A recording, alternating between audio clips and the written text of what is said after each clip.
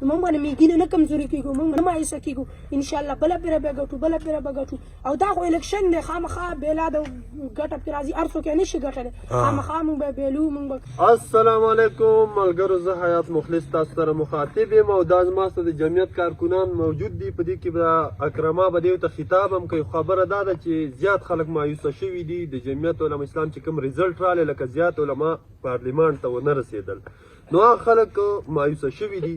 هغه خلکو ته موږ ووایو چې مایوسۍ هېڅ حاجت نشته، موږ به خپل کوشش کوو، خپل د اسلامي نظام راوستلو دپاره به کوشش کوو. بقایا نتیجه چې کومه دی دا د الله په لاس کې ده.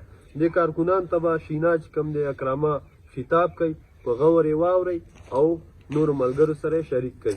زه به اوس کیمرې له ورشم. بسم الله الرحمن الرحیم.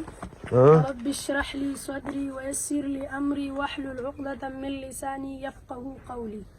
ماشاءالله. زما د جمعیت مشرانو کشرانو وړو ماشومانو تاسو ټولو ته زه یو پیغام درکول غواړم.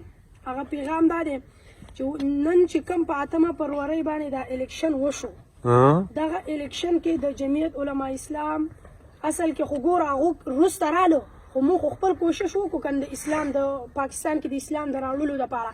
خو نن سبا دا خلک خوشحالیږي ډمانو او د بد عملونو ته. دې ګوره ابو جهل د ښه پته وه چې نبی علیه السلام په حقه دی، خو هغه د ضد راخیستې او ایمان یې نه راوړو. دې پي ټي آی والا ته دا ښه پته ده چې مولانا صاحب په حقه دی، خو دې اوس ضد راخیستې دي او څه دغه کوي نه.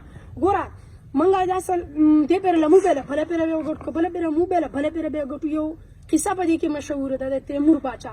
تیمور باچا یو پیره د خپلو دشمنانو سره جنګ کولو، یو پیره شکست وخوړو، بیا یې شکست وخوړو، بیا یې شکست وخوړو. او که په درېیم ځل څلورم ځل ایسته مایوسه شو، هغه مایوسه شو چې زه خو زه دې نشم ګټلی، ایسته کور ته بېرته راستنېدلو. نو هغه ایسته په یو غار کې کېناستو چې سوچ یې کولو. نو یو میږی یې ولیدو چې هغه په غار په دې دیوال باندې بره ختلو. یو پیره وختو، سر ته قابو چې رسېدو بېرته راولوېدو، بیا وختو بیا راولوېدو، بیا وختو بیا راولوېدو. اخره کې میږی همت یې نه بایللو که نه وختلو.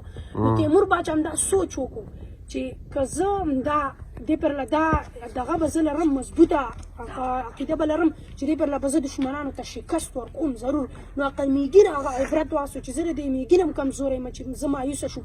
نو موږ باندې میږینه نه کمزوري کیږو، موږ به نه مایوسه کیږو، انشاءالله بله پیره به ګټو بله پیره به ګټو. او دا خو الیکشن دی، خامخا بېلا د ګټه پرې راځي، هر څوک یې نشي ګټلی، خامخا موږ به بېلو، موږ به کله ګټو بله بېلو. والسلام.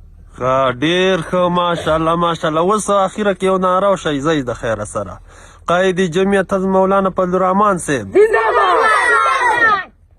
د خیره سره اسلامي نظام راوستل دپاره به کوشش کوو که نه؟ ټول به یې کوو. نور ګټه بېلا دا د الله په لاس کې دي، موږ به خپل کوشش کوو که څنګه؟ شاباس شاباس.